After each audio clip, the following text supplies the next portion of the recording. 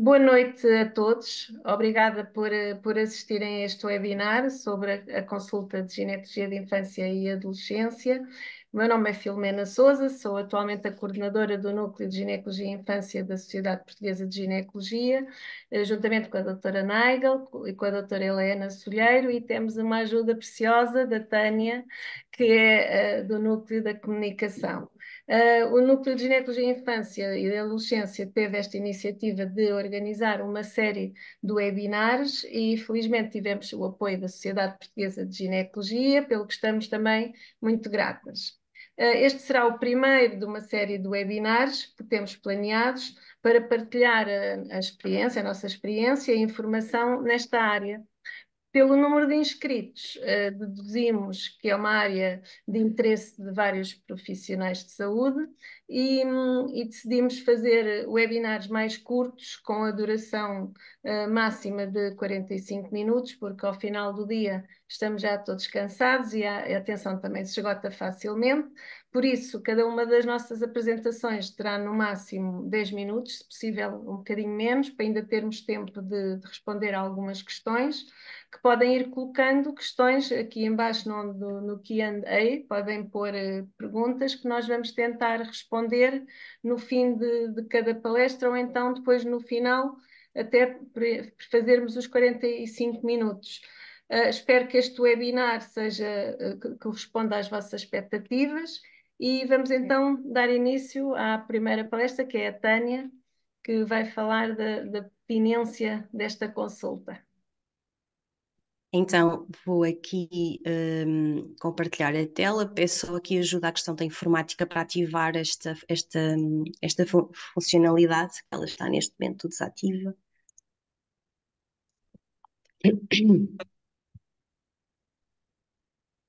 Ok, boa, já está.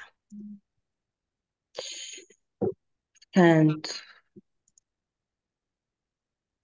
penso que já está, não é? Ok, penso que estamos a ver, correto? Sim? Ok. Então, calhou-me de facto este primeiro tema, a pertinência da consulta. Muitas das perguntas que nos chegam são muitas vezes em que idades é que esta consulta deve existir. Não existe um limite inferior propriamente, e o limite superior é ser aquele que depois dita a passagem para a idade adulta, portanto, entre os 17 e os 18 anos. E há depois também muitas perguntas que nos chegam que falam da idade ideal da primeira consulta. Na realidade, eu acho que a grande resposta é: existe uma idade ideal? Quando a jovem, quando a criança ou adolescente precisa de nós, então essa é a idade ideal. Mas eu percebo que muitas vezes esta questão é feita no âmbito também da saúde reprodutiva. E nesse sentido, a COG acaba por lançar aqui entre os 13 e os 15 anos como eventualmente a idade ideal para a primeira consulta. A história clínica tem alguns pontos que são diferentes da história clínica de uma mulher adulta. Há muitos que são comuns, portanto, todos aqueles que nós costumamos fazer no nosso dia a dia. Se calhar dava aqui destaque também à história da gravidez e do parto, explorar a questão da menarca, desenvolvimento pubertário, calendário menstrual, início da atividade sexual e contracepção. Mas, e aqui aquilo que eu gostava de destacar hoje, por ser de facto diferente a história clínica da mulher adulta, é o ser crucial entender o ambiente da criança ou da adolescente. A sua família, onde é que vive, com quem é que vive, qual é a relação, na escola, em que ano é que anda, como é que é a relação com os colegas, o que é que gostavas de ser quando fores grande, a relação com o parceiro, se existir, atividades de lazer, hábitos alimentares, de higiene, hábitos tabágicos ou outras substâncias, ou até mesmo a atividade esportiva. Fazes desporto fora da escola? O exame físico ginecológico não é obrigatório na primeira consulta, nem sequer é obrigatório nas consultas que depois irão existir e, portanto, deve ser adaptado caso a caso. A COG defende que o exame físico deve ser sempre acompanhado por um segundo elemento profissional de saúde, que em nenhum caso pode ser substituído pelo acompanhante adulto, isto para proteção tanto da jovem como do próprio clínico. Mas mais do que observar ginecologicamente, é preciso olhar, e olhar com atenção. Por exemplo, olhar para a existência e características de caracteres sexuais secundários, a avaliação mamária e dos pelos, a avaliação da pele e das mucosas, se existem ou não sinais de hiperandrogenismo, a palpação abdominal, que é uma coisa tão pouco invasiva e que nos pode dar informação, o comportamento da jovem na consulta, connosco, com o adulto de referência ou com ela própria, e até mesmo sinais e sintomas que possam ser sugestivos de exposição à violência e que nos podem guiar aqui um bocadinho também na abordagem deste tema, que muitas vezes é muito difícil de perguntar, de ouvir e de responder. O acompanhante, estar ou não, deve ser sempre à consideração da jovem, se bem que há uma coisa importante a entender, que é deve sempre existir um momento privado entre a jovem e o médico. É importante explicar ao adulto a importância desta questão, da questão da confidencialidade, mas também que existem limites, mas para isso vamos falar mais à frente. Esta questão da privacidade do momento a sós não significa excluir o adulto de referência dos cuidados de saúde da jovem. O que isto quer dizer é que temos que respeitar a individualidade e a privacidade da mesma, mas ter em consideração que é importante na mesma envolver o adulto de referência nas decisões partilhadas entre o médico, a jovem e esse mesmo adulto de referência. A consulta assenta, eu diria, que em pilares-chave: confidencialidade, partilha, confiança, um ambiente livre de qualquer julgamento, para que depois também possamos fomentar à jovem à procura médica e à partilha, tantas vezes de temas que podem ser difíceis de falar. A pertinência da consulta, obviamente que eu diria que resolver o problema que trouxe à nossa consulta é a pertinência. Portanto, se o jovem vem ter connosco porque tem uma hemorragia anómala ou uma desmenorreia ou porque quer iniciar contracepção, a pertinência é eu resolver esse problema. Mas a consulta de ginecologia de infância e adolescência é muito mais do que isto. Eu diria que a consulta é uma consulta de oportunidade. Vamos ver um bocadinho porque é que eu digo isto. Por exemplo, o facto de nós queremos que a adolescente esteja connosco durante um momento sós, permite, por exemplo, a oportunidade de lhe fomentar a autonomia da sua própria gestão da saúde. O facto de haver estes pilares de confiança, ambiente livre de julgamentos, o ambiente a sós, permite também a partilha de tópicos e discussões de comportamentos que podem influenciar a saúde e o seu bem-estar e de discutir temas relacionados com a sua própria sexualidade. Depois também acaba por ser uma oportunidade ótima para o aconselhamento. Por exemplo, o aconselhamento contraceptivo, independentemente se a jovem iniciou ou não a sua atividade sexual, responder às suas dúvidas, a desmistificar os mitos, adaptar a linguagem e também fazer um aconselhamento sobre as infecções sexualmente transmissíveis e reforçar a importância da sua prevenção. A questão do aconselhamento contraceptivo passa por nós, mas a decisão final deve partir da própria adolescente. Claro que existem algumas situações em que são um bocadinho diferentes, por exemplo, a física e intelectual. Se forem intelectualmente capazes disso, têm o mesmo direito ao esclarecimento, mas depois temos que adaptar muitas vezes os métodos à patologia e à própria terapêutica. Aquelas jovens que têm debilidades importantes, é muito importante também terem aqui em consideração o papel do cuidador. E muitas vezes a contracepção pode ser prescrita com um intuito não contraceptivo, como por exemplo a higiene. Falando então de novamente de oportunidade. Oportunidade para quê? Para apostar, por exemplo, a história sexual. E o CDC aqui acaba por apanhar uma ideia muito engraçada, que é os 5 Ps. Falar dos parceiros, das práticas, das proteções contra a IST, de histórias passadas de ISTs e da prevenção da gravidez. E a ACOG acaba por nos dar aqui pontos-chave que eu achei ainda mais interessante, onde podemos explorar cada um destes P's e, portanto, que nos podem ajudar nesta tarefa.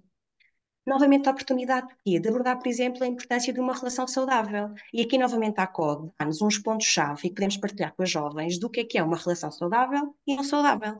Dá-nos ainda algumas perguntas-chave ou algumas perguntas tipo que até podemos utilizar na exploração deste tema e vai ainda mais longe. Dá ideias que podem ser partilhadas com a família para que a família possa falar com a jovem e conversar com os filhos, os pais, por exemplo, com os filhos, sobre as relações saudáveis. E, portanto, aqui novamente a ideia de que a privacidade não implica excluir a família deste processo. E aqui a ACOG acaba por ter isto muito interessante e que nos pode dar também aqui uma ajuda para depois dar aos adultos de referência, aos pais ou a outros. A oportunidade mais do que, por exemplo, de rastreio de ISTs. A CDC defende o rastreio, por exemplo, da Neisseria ou da clamídia abaixo dos 25 anos anual e dá ainda a possibilidade de discussão e de oferta de rastreio do HIV. É também um momento-chave, por exemplo, para verificar a vacinação do HPV e, portanto, verificar aqui o cumprimento do nosso PN neste oportunidade, por exemplo, de abordar a questão dos mídias. Nós sabemos que eles existem, eles são utilizados e cada vez mais utilizados como busca de informação sobre saúde. e, portanto, quando eles estão bem utilizados, podem ser uma fonte importante de busca desse conhecimento. É nosso papel o quê? É nosso papel transmitir às jovens que fontes são credíveis, dar-lhes, por exemplo, sites credíveis. Um dos exemplos é contracepção.pt, por exemplo. Desmistificar os limites dos mídia, ou seja, nem tudo aquilo que se lê na internet é verdade, e incentivar ao uso na busca de informação fidedigna, mas sempre com espírito crítico. Não esquecer do follow-up. Neste momento, nós temos a jovem. A jovem está à nossa frente, construímos uma relação de confiança, um ambiente de partilha e, portanto, isto é para continuar. E, portanto, esta questão da importância do follow-up, a consulta de ginecologia da infância e adolescência não se fica pela primeira consulta. E a ideia apenas de que, felizmente e cada vez mais, eu acho que nós, durante o internato e durante a nossa formação enquanto especialistas, temos acesso às consultas, a material de pesquisa, a informação, e agora nós, aqui no NGIA, no Núcleo da Ginecologia da Infância e Adolescência, permitimos também a formação através destes webinars. Este é o primeiro, mas existirão mais, não só através destas pequenas formações, mas também através do nosso e-mail. Energia.spg.gmail.com. Estamos disponíveis para as vossas questões, dúvidas, iremos tentar dar o nosso melhor neste sentido. Muito obrigada. Obrigada, Tânia. Tenho estado aqui atenta às perguntas, obrigada pelos comentários. Alguém está aqui a perguntar, além de contracepção.pt que falaste, que outros sites para adolescentes sugeres? É o Miguel Penas que está a perguntar. Nós tivemos um projeto aqui há uns tempos no Energia de um blog relativamente à saúde sexual e reprodutiva, é um dos exemplos. A Pedipédia também tem algumas páginas especificamente sobre a área da infância e adolescência relacionados com a ginecologia, alguns dos temas feitos por mim, quando era interna, por colegas meus, que hoje também já são especialistas, por muitos especialistas, e portanto tentámos sempre dar o nosso melhor neste sentido. E, portanto, são sempre exemplos de fontes credíveis. PT, descomplica. Como? O Descomplica.pt é um outro exemplo, exatamente. Temos aqui também a Margarida que pergunta se devemos tratar a criança ou adolescente por tu ou por você. Eu acho é uma questão muito pertinente, que eu própria, na consulta, às vezes tenho um bocadinho de dúvidas sobre como é que devo tratar. Eu acho que depende muito da postura da jovem, não é? Se for uma criança, eu diria que se calhar tratar por tu a deixará mais confortável. Se for ali na transição da infância para a adolescência, eu acho que depende muito também do comportamento da jovem. Eu muitas vezes começo a tratá-las por você e acabo a tratar por tu, confesso. Acontece exatamente a mesma coisa.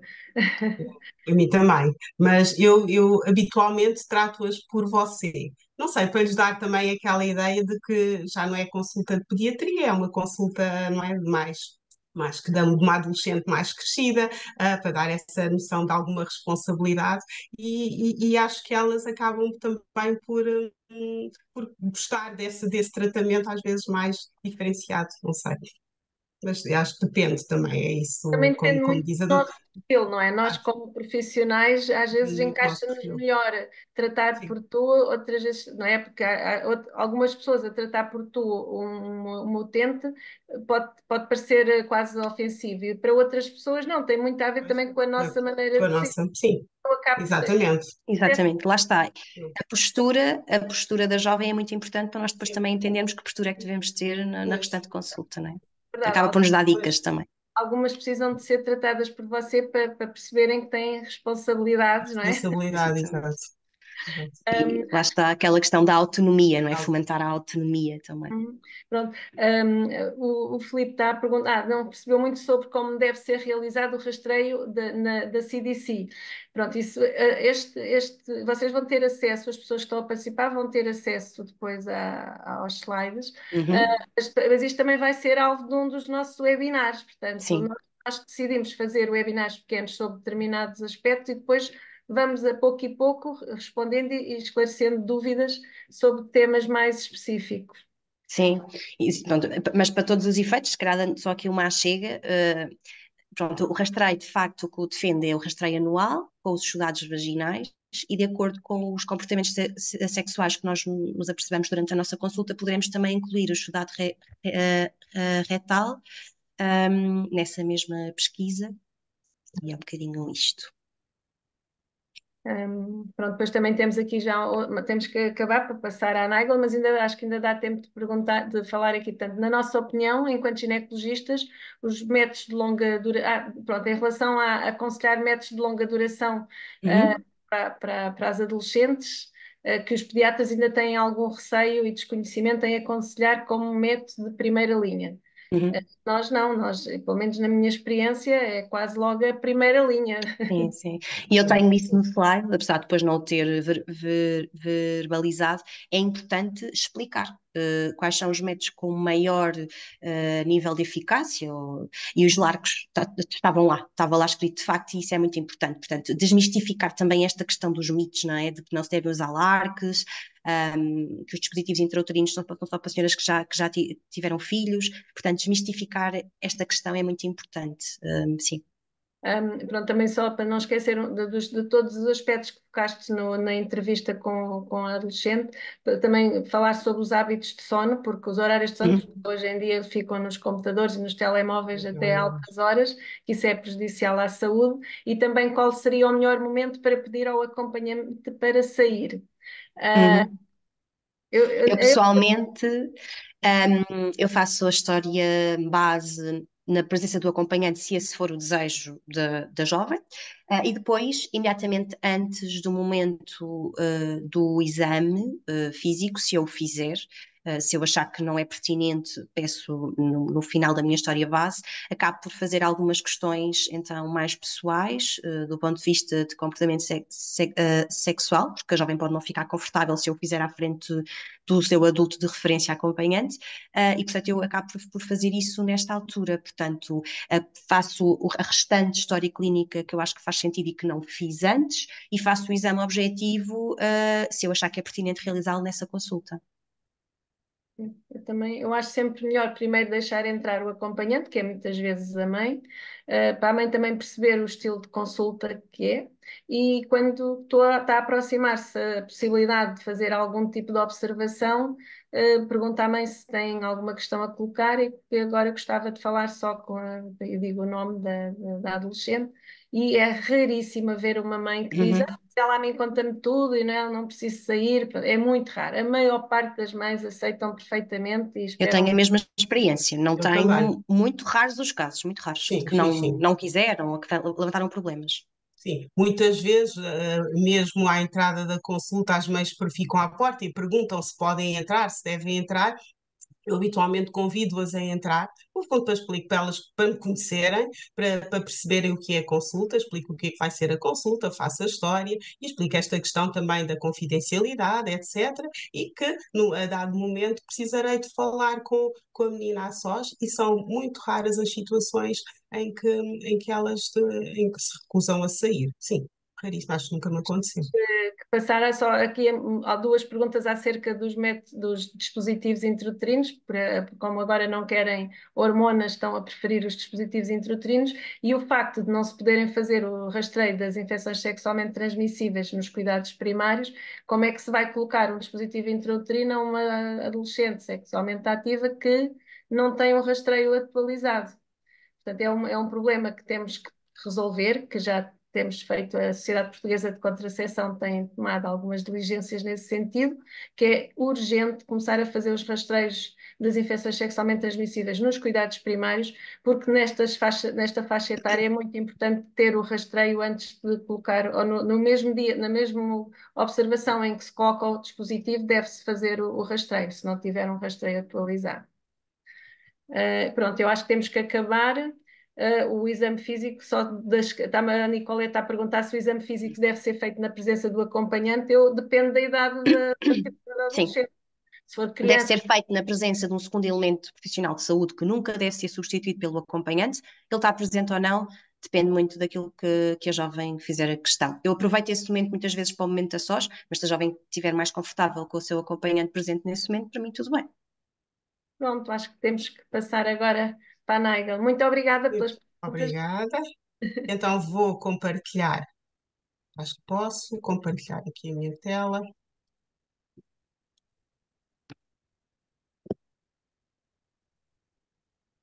Eh, Pronto. Estão a ver? Acho que está bem. Muito bem. Então, cabe a mim falar sobre o segundo tema deste webinar, que é o acesso, confidencialidade e alguns aspectos legais. No fundo, a doutora Tânia já falou da pertinência da consulta de ginecologia na infância e da adolescência e, acima de tudo, esta consulta para além, portanto, da parte da patologia que possa existir, da resolução de problemas, é uma oportunidade para se falar sobre vários aspectos, como a doutora Tânia já bem esclareceu. E perante esta oportunidade de falar sobre alguns temas que podem ser um bocadinho mais sensíveis, então coloca-se aqui algumas questões. Logo numa primeira consulta, quem pode aceder à consulta de ginecologia, se a adolescente pode ir sozinha ou deve ir acompanhada, se o médico é obrigado a partilhar a informação com os pais ou tutores legais, e se a adolescente pode consentir na realização de exames ou na iniciação de métodos contraceptivos. E para responder estas perguntas, vou então falar de três tópicos: do acesso, da confidencialidade e de consentimento. Relativamente ao acesso à informação, este está bem definido na lei de base do sistema educativo, que define que os planos curriculares do ensino básico devem conter a educação, contemplar a educação sexual. E temos também uma lei de 99, que precede ao reforço das garantias do direito à saúde reprodutiva, que reafirma a necessidade de ser desenvolvido um programa de educação sexual nas escolas. Relativamente ao acesso à consulta, temos a Lei da Educação Sexual e Planeamento Familiar, de 84, que diz que é assegurada a todos, sem discriminação, o livre acesso às consultas e a outros meios de planeamento familiar. A portaria de 85 regulamenta os centros de atendimento para jovens, diz-nos que nos centros de atendimento para jovens serão desenvolvidas as seguintes atividades, nas quais está incluído o fornecimento de contraceptivos em situações de risco. E fala também do livre acesso às consultas e outros meios de planeamento familiar, o acesso sem restrições aos centros de atendimentos para jovens. O Decreto-Lei de 2000, que regulamenta a aplicação das medidas previstas na Lei de 99, fala-nos da promoção da educação sexual em meio escolar e define o adolescente, considera como um grupo de intervenção prioritária no âmbito da saúde sexual e reprodutiva. Quando falando do tópico da confidencialidade, então sabemos que os adolescentes tendem a confiar nas instituições, nos serviços que garantem a privacidade e que os aspectos relacionados com a privacidade e o sigilo devem ser discutidos com o adolescente e com os pais ou tutores legais logo na primeira consulta, e é importante também que o clínico encoraje a partilha de informação entre o adolescente e os pais, de informações que podem ser pertinentes e possam afetar a sua saúde e o bem-estar. No entanto, é importante também esclarecer quais serão as exceções à confidencialidade, portanto, sempre que haja uma suspeita de abuso sexual, situações de violência e mesmo o diagnóstico de infecções de transmissão sexual portanto, poderão ser situações em que vamos ter uma exceção à confidencialidade. E também não será de desvalorizar as situações em que existe um potencial ameaça ao sigilo, quer seja nos registros médicos, nas prescrições e no tipo de prescrição que é feito, que pode então denunciar algum ato, alguma situação. E então, qual é o enquadramento legal relativo à confidencialidade neste contexto? Sabemos que os médicos, portanto, estão sujeitos ao sigilo profissional, aqui de acordo com a portaria de 85, os profissionais a prestar serviço nas consultas de planeamento familiar em centros de atendimento para jovens ficam sujeitos ao dever de sigilo profissional. E temos como uma forma de proteger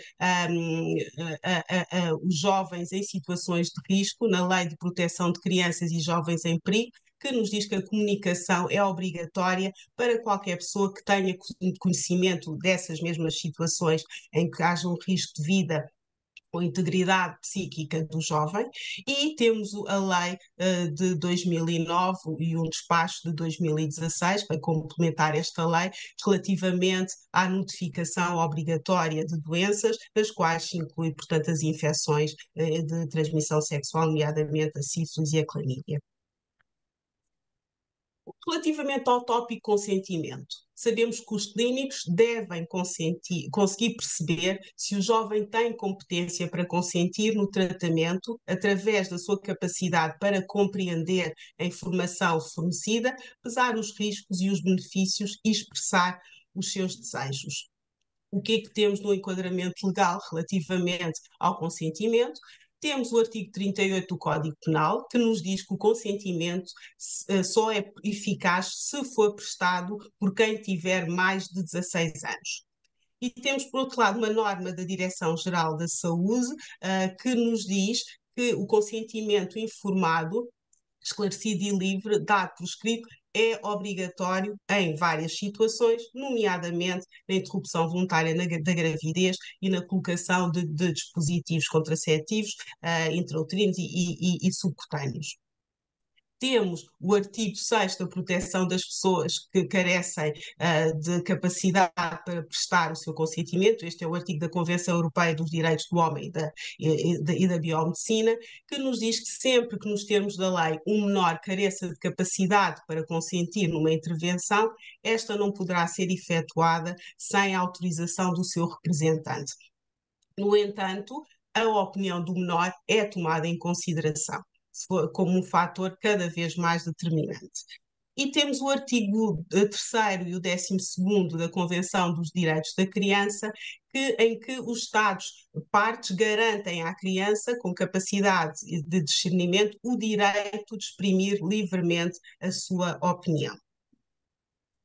Quais são as várias os organismos internacionais e sociedades científicas também têm algum parecer sobre estes tópicos, nomeadamente aqui a Organização Mundial de Saúde tem uma publicação no qual no capítulo relativo aos adolescentes fala do acesso, do acesso às consultas de planeamento familiar, o acesso à saúde sexual e reprodutiva, e fala também nas garantias da confidencialidade nestas questões em jovens com idades inferiores a 18 anos. E temos os boletins de opinião da ACOG, que também fazem referência relativos portanto, a este tema, fazem referência às consultas de ginecologia, portanto, da adolescência, a todos os aspectos relativos à consulta, os temas a abordar, e falam também, incidem muito na parte da confidencialidade, o direito à confidencialidade e a necessidade de um momento a sós com o médico durante a consulta. A nível nacional, temos aqui o consenso da Sociedade Portuguesa de Pediatria, que define quais são os requisitos para o atendimento ao adolescente, em que inclui também aqui a questão da confidencialidade, que deve ser explicada logo no início da consulta aos pais e ao próprio adolescente, e também deverá ser explicado quais são as exceções a essa mesma confidencialidade. E o Colégio Europeu de Ginecologia e Obstetrícia, que também no capítulo referente à consulta de ginecologia faz referência quer esta questão do acesso e também à confidencialidade. Então, assim, eu posso concluir que quem é que deve ir à consulta? Então, todas as jovens que o queiram ou necessitem podem e devem aceder à consulta de ginecologia da adolescência, que as adolescentes podem ir sozinhas, ou pelo menos está aconselhado que haja um momento a sós com o médico, que o médico não é obrigado a partilhar a informação com os pais e tutores legais, no entanto, existem exceções legalmente definidas, que o adolescente pode consentir na realização de exames ou iniciação de métodos contraceptivos, no entanto, sempre que seja necessário um consentimento, que seja obrigatório um consentimento informado, escrito, este poderá só ser assinado após os 16 anos. No entanto, acima de tudo, é importante atender às necessidades das jovens, conhecer e respeitar a lei, ter bom senso e, acima de tudo, garantir o superior interesse do adolescente. Obrigada. Então, estamos aqui um bocadinho à espera das vossas questões. Ora bem, temos aqui uma questão relativamente à procura da consulta no contexto de laqueação com jovens que têm déficits cognitivos, o que é que existe definido na lei? Portanto, aqui relativamente a este subgrupo um bocadinho mais especial de jovens, não é? É sempre um problema. Nós Sem dúvida. tentamos sempre resolver, pronto, demonstrar a eficácia dos outros métodos, não é, de longa duração, que têm menos riscos e que podem ter benefícios não contraceptivos, mas não há dúvida que há situações em que os pais estão angustiados porque sabem que é natural que não estejam cá sempre para cuidar dos filhos e que gostavam de deixar a filha com uma contracepção definitiva, mas tem que ir a tribunal, tem que ser o tribunal a autorizar. Exato, Acho. exatamente. Sim, sim, sim, sim, é essa a ideia que eu tenho e sempre que possível é tal coisa, tentamos mostrar os benefícios dos outros métodos, nomeadamente dos lares, benefícios contraceptivos e extracontraceptivos e tentar que optem por essa solução, não sendo, realmente terá que ser, tem que saltar, tem que ter o apoio jurídico e eventualmente ir mesmo a tribunal para haver uma autorização para. Exato. Temos aqui outra pergunta. Ahm, e foi muito interessante, porque acho que esta informação dos de 16 anos, acho que muitas das pessoas desconheciam, porque muitas das perguntas vão neste sentido. Diriam que uma jovem com 14 anos, por exemplo, quer fazer uma pílula, não exige o consentimento escrito, penso eu. Podemos iniciar sem a autorização dos pais? Sim, sim. Eu digo que sim. A Hum? contracepção é de livre acesso, e sem necessidade de consentimento. A consulta Uhum, a consulta de planeamento familiar é de livre acesso. Todos os jovens, sexualmente ativos ou não, que necessitem, portanto, dessa consulta. E a contracepção também, portanto, uhum. não é necessário um consentimento. Aqui a questão do Nestas, consentimento deve-se prende-se com a norma, portanto, da DGS, que diz, tem uma série de atos que necessitam de um consentimento informado escrito para a sua realização, no qual inclui um dos atos, portanto, é a inserção de dispositivo intrauterino e implante subcutâneo. Pronto. isto já responde um bocadinho à pergunta seguinte, que é a pergunta da Sofia. Se tiver uma jovem com menos de 16 anos que quer colocar um implante, mas não quer contar à mãe, como é que devemos proceder, uma vez que precisamos de um consentimento escrito? Pois. Pois. Essa é exato. Vamos lá ver. Ahm, para a colocação do implante, se formos a ver de acordo com a norma, não é, da DGS, precisamos de um consentimento escrito. E, de acordo com a lei, o consentimento escrito só poderá ser prestado ao maior de 16 anos. Certo? No entanto, se a jovem precisa de contracepção e chega-se à conclusão que a contracepção mais eficaz para essa jovem é um implante, um dispositivo, e ela não quer que os pais saibam. O que fazer numa situação dessas? Efetivo, vai depender se podemos eventualmente colocar, não é?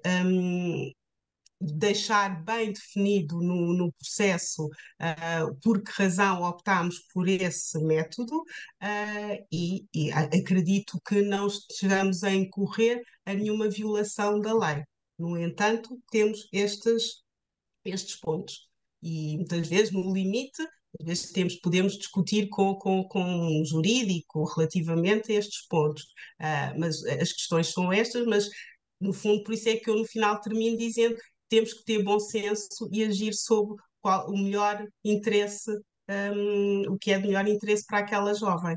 E será melhor colocar um dispositivo ou colocar um implante do que deixá-la correr o risco de uma gravidez indesejada ou ter de ser submetida a uma interrupção voluntária da gravidez ou situações que podem sim ser danosas para a sua vida. Este é o meu entendimento. Portanto, acho Temos aqui que cabe-nos uma. muito a nós Sim. também. Temos aqui uma questão que provavelmente deve ser de alguém que trabalha em ambiente escolar, e, portanto, nesta sequência também dar as boas-vindas às pessoas que não são médicos, mas que se interessam por esta área. Boa noite. Em contexto escolar, saúde escolar, poderemos dizer às adolescentes que podem ir sozinhas às consultas de planeamento no centro de saúde se tiverem menos de 16 anos? Podem. Sim, sim. A consulta é de livre acesso e podem ir Exatamente. sozinhas. hum, É para todas as pessoas em idade fértil, não diz Idade fértil. idade fértil e mais de 16 anos. Aliás, a lei não fala de que é obrigatório o consentimento informado, é uma norma da Direção-Geral de Saúde e eu acho que pronto, estamos sempre salvaguardados com o direito que o adolescente tem à contracepção e que está na lei. Olha, eu acho que temos que, não sei se há mais, mas já temos, o tempo está-se a esgotar. Vê lá se há mais algum. Há mais uma só, na realidade, e é uma pergunta desafiante. E jovens que se identificam como não binários, alguma forma de abordar estes assuntos na consulta? É natural. Eu agora na minha apresentação dizer uma coisinha sobre isso, portanto, se calhar no fim podemos. Então é o mote para É um seguir. modo para.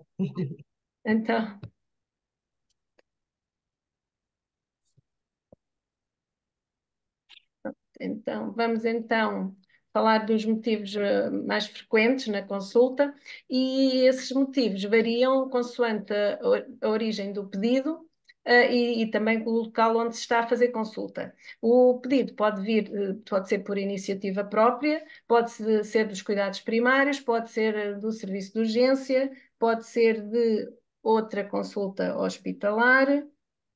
Não estou a partilhar. Não, Depois, não, tem que Filomena, não partilhar. estamos a ver, não. Espera lá, então como é que eu fiz? Eu sei que partilhei. Desculpem lá. Sou azelha nestas coisas, está a ver? Estão a ver? Agora é que eu acho que vai estar.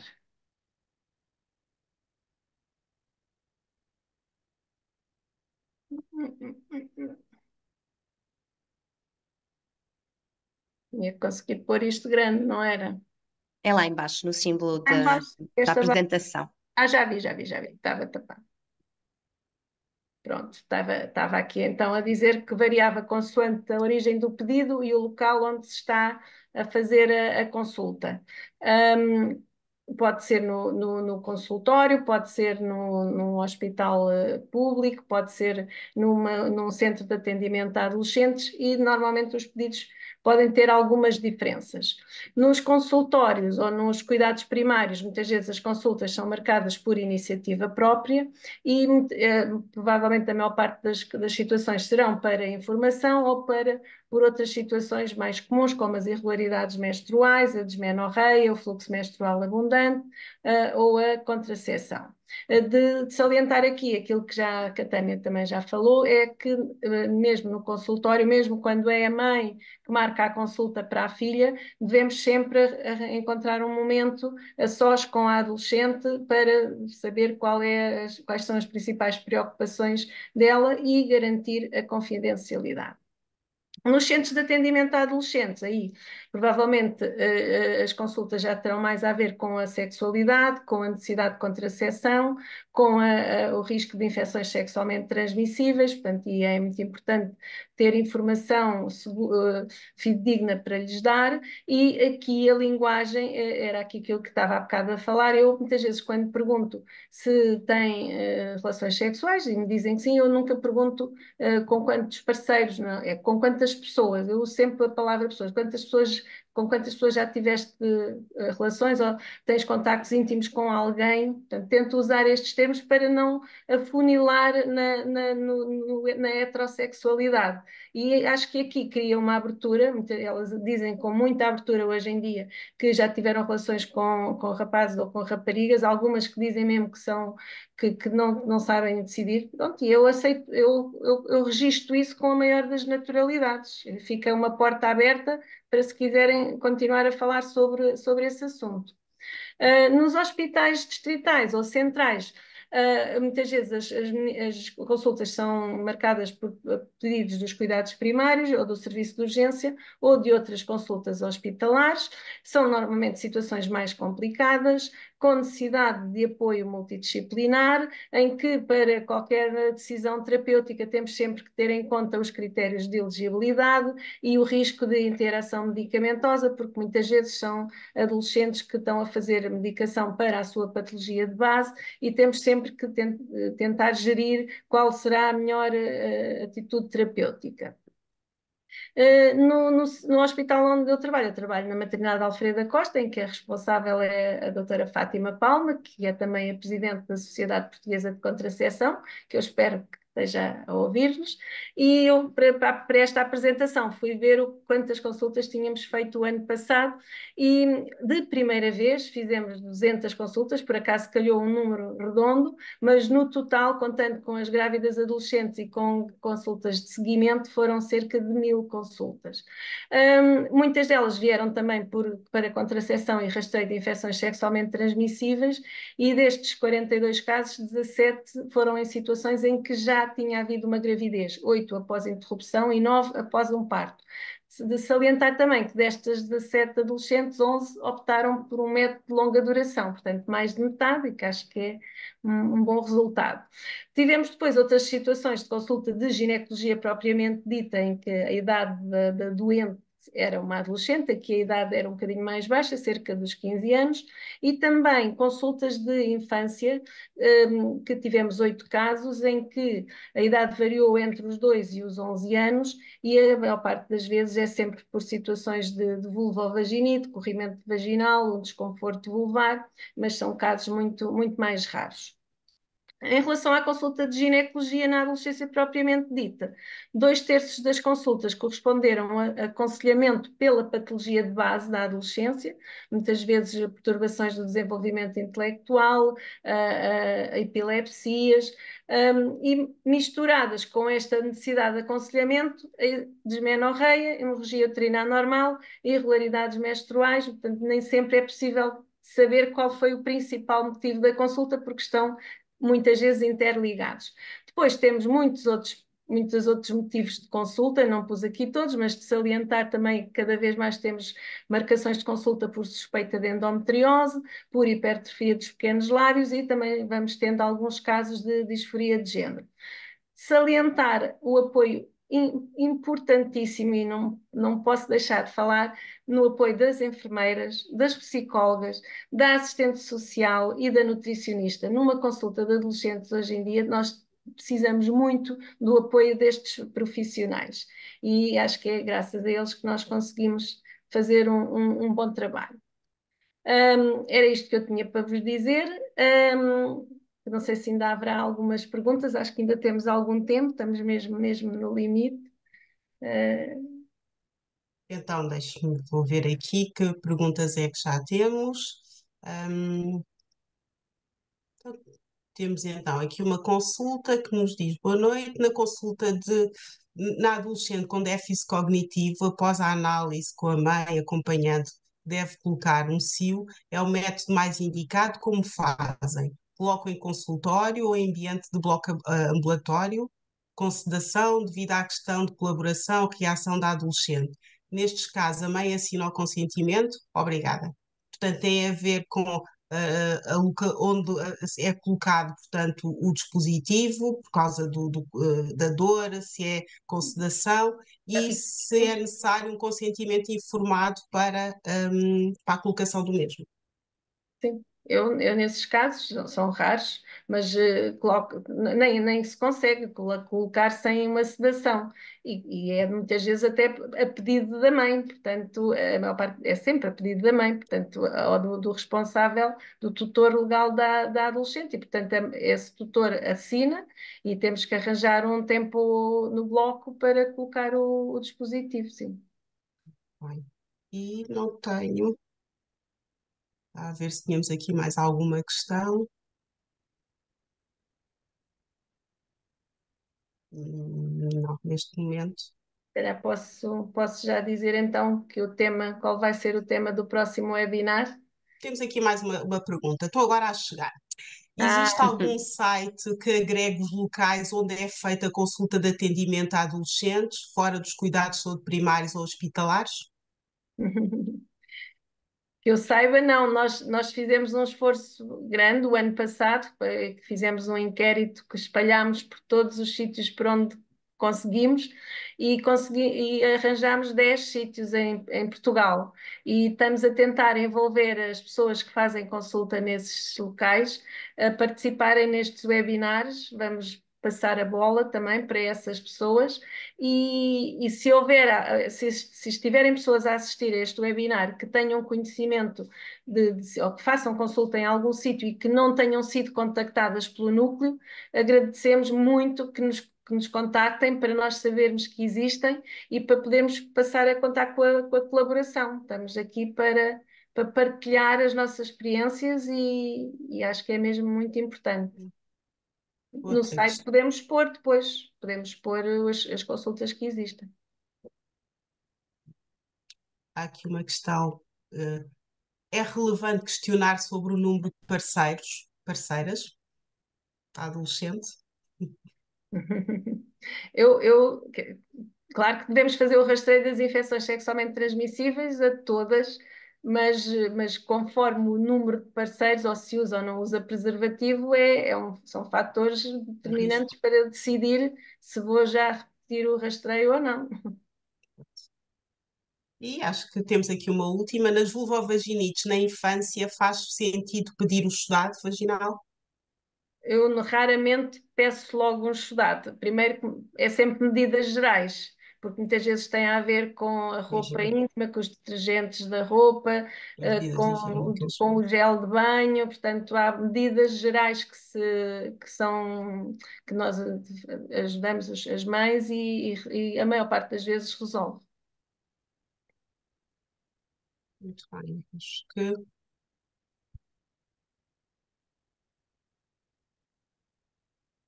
Eh, Há mais alguma pergunta?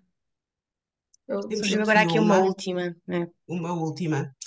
Boa noite. Fiquei com dúvidas em relação à idade para realizar a consulta sem consentimento dos pais. Tinha a ideia que legalmente não se podia realizar a consulta em menores de 14 anos sem consentimento dos pais. É assim? Muito obrigada. Não. Desde que esteja em idade fértil, tem direito, por lei, a ir à consulta. A única questão que temos é se pode ou não colocar um dispositivo ou um implante com menos de 16 anos sem o consentimento dos pais, que é uma questão que nós tentamos contornar, como a Nigel explicou muito bem, com o bom senso e com o maior interesse da adolescente. Agora, ir à consulta pode ir sozinha e nós tentamos ajudar. Pronto. Mais vale sermos nós a ajudar do que com medo que os pais saibam, não ser Exato. ninguém a ajudar e depois ser tarde demais, não é? Sim. Ir à consulta e, se for o caso, iniciar métodos Eu, contraceptivos. Se for para iniciar a toma da pílula, pode perfeitamente fazê-lo, independentemente da idade.